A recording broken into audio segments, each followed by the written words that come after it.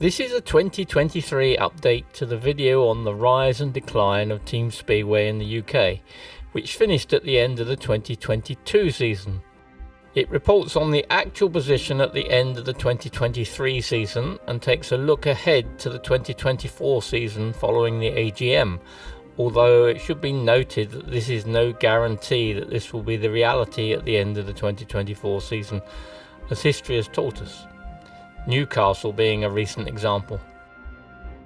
2023 was a stable year compared to 2022. The total number of clubs remained the same, but with Leicester returning to the first tier, having moved down to the second tier in the 2019 season. The promoters held their AGM in Tenerife during November 2023. I wondered whether they would be radical and move to one league, but it was a steady as you go, or should I say a limp along strategy. I will return to other AGM news later in this video, but the 2024 situation in terms of club numbers looks stable compared to 2023, but this doesn't tell the real story. Let us start with lowlights. As expected, Peterborough, who have had a Speedway team since 1970, has been lost due to stadium loss for at least the 2024 season. A well-attended city centre rally was held in November, but whether the sport can be revived in 2025 remains to be seen.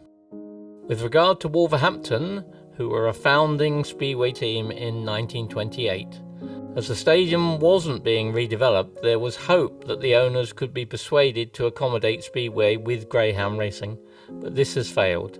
A potential new site has been identified, but a site solely for Speedway isn't economic, so a range of sports would need to be brought together. Far more positive news has come from Workington. Following closure at the end of 2018 season due to financial issues, the possibility of a return to Derwent Park was stopped by the Rugby League club extending its pitch. However, in events now rare in Speedway, a new track was built at Northside and the Comet Side Road in the Development League in 2023. There has been sufficient interest for the promotion to move up to the second tier in 2024. Oxford has been very bold and is running 2 professional teams in 2024, one in each division, as well as a Development League team, the first club ever to do this. So there will be the Oxford Spires in the first tier and the Oxford Cheetahs in the second tier. Birmingham has moved up to the top tier in 2024, although it seems as if this decision was somewhat forced by the stadium only being available on Monday nights. In any event, the clock is ticking at Perry Bar as the lease will expire in 2026 with 400 new homes being planned. So overall, although the numbers look stable, there will actually be one less location where professional Speedway can be seen in 2024, with Oxford doubling up.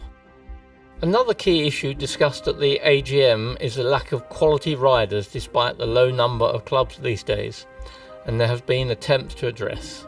The second tier points limit of 38 for 7 riders is mainly a realisation that there wouldn't be enough riders to satisfy a high limit, but also should help create opportunities for younger riders. All clubs in both tiers will also undertake one of 3 different strategies aimed at developing the pool of new riders. Ideally running a team in the National Development League, staging events for a new National Individual Series, or running second halves for junior riders. Let us hope the Speedway remains stable post-2024, but we do know that there is a stadium death looming for Birmingham.